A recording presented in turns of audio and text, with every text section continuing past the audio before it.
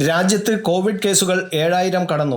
24 മണിക്കൂറിനിടെ 306 കേസുകൾ കൂടിയതോടെ ആകെ കേസുകൾ 7121 ഉയർന്നു. 6 കോവിഡ് മരണങ്ങളും സ്ഥിരീകരിച്ചു. ഇതിൽ 3 എണ്ണം കേരളത്തിലാണ്. പുതുതായി 170 കേസുകൾ കൂടി സ്ഥിരീകരിച്ച കേരളത്തിൽ ആകെ രോഗികൾ 2223 ദില്ലി, മഹാരാഷ്ട്ര, പശ്ചിമ ബംഗാൾ എന്നീ സംസ്ഥാനങ്ങളിൽ 500-ൽ കൂടുതൽ കേസുകളുണ്ട്. 87 വയസ്സുള്ള സ്ത്രീയും 78ഉം 69 വയസ്സുള്ള പുരുഷന്മാരുമാണ് കഴിഞ്ഞ ദിവസം കോവിഡ് ബാധിച്ച് മരിച്ചത്. രാജ്യത്തെ കോവിഡ് കേസുകളിൽ 31% നിലവിൽ കേരളത്തിലാണ്. പ്രായമായവരിലും മറ്റ് അനുബന്ധ രോഗമുള്ളവരിലും കോവിഡ് ഗുരുതരമാകുന്നു എന്നതിനാൽ പ്രത്യേകം ശ്രദ്ധിക്കണമെന്ന് ആരോഗ്യവകുപ്പ് മന്ത്രി വീണ ജോർജ് ആവശ്യപ്പെട്ടു.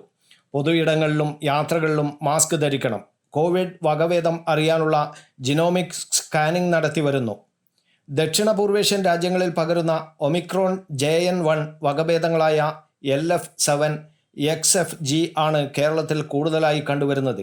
ഈ വകഭേദങ്ങൾക്ക് തീവ്രത കൂടുതലല്ലെങ്കിലും രോഗവ്യാപന ശേഷി കൂടുതലാണ്. സംസ്ഥാനത്ത് നിലവിൽ 2223 കോവിഡ് ആക്റ്റീവ് കേസുകളാണുള്ളത്. 96 പേരാണ് ചികിത്സയിലുള്ളത്. അവരിൽ ഭൂരിപക്ഷം പേരും മറ്റ് രോഗങ്ങളുള്ളവരാണ്.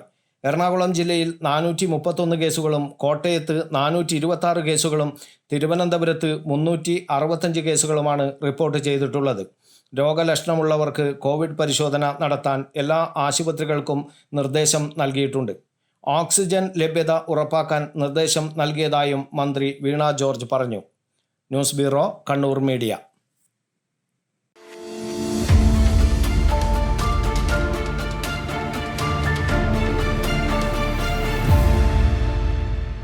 വിവാഹ പർച്ചേസുകൾക്ക് കുറഞ്ഞ പണിക്കൂലിയിൽ സ്വർണം മുൻകൂട്ടി ബുക്ക് ചെയ്യാൻ അഡ്വാൻസ് ബുക്കിംഗ് സ്കീം. പണിക്കൂലിയിൽ 50% വരെ ഡിസ്കൗണ്ട് നേടാൻ മൈ ഗോൾഡ് സേവിംഗ് സ്കീം. പണിക്കൂലി ഒന്നുമില്ലാതെ സ്വർണ്ണാഭരണം സ്വന്തമാക്കാൻ ഗോൾഡൻ പർച്ച് സ്കീം.